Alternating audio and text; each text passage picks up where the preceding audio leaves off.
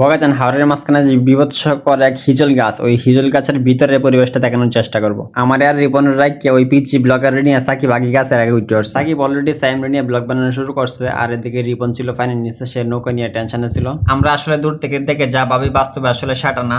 গাছের ভিতরে পরিবেশটা আসলে মনোরম ছিল, শীতল ঠান্ডা একটা ভাব ছিল, প্রচন্ড রৌদ্র ছিল, ওয়েদারটাও জুস ছিল, এক কথায় বলতে গেলে অসাধারণ ছিল। সাকিব ছিল আমাদের মাথার উপরে, এই জন্য সে একটু উপরে ছিল, আমরা নিচে যে ভাব ভঙ্গি, যে ডালপালা, যে একটা রোমাঞ্চকর অবস্থা, সেটা আসলেই বেশ মনোমুগ্ধকর ছিল। আমাদের নিচে পানি আর উপরে আমরা, আর আমাদের উপরে গাছের ডালপালা, এক মনোমুগ্ধকর একটা পরিবেশ ছিল। ওই ফলবন গুলো আরো কয়েকবার গেছে, এখানে যাওয়া আসা করে, কিন্তু আমার এই লাইফের ফার্স্ট।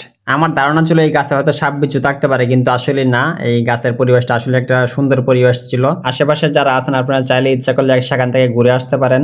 আশা করছি আপনাদের কাছেও বেশ ভালো লাগবে। আর এই গাছের আশেপাশে অনেক মাঝি যায়, অনেক জেলে যায়, গিয়ে টুকটাক মাছ মারে, জাল দিয়ে মাছ মারে বা বড়শি দিয়ে মাছ মারে। সেই রিল্যাক্স।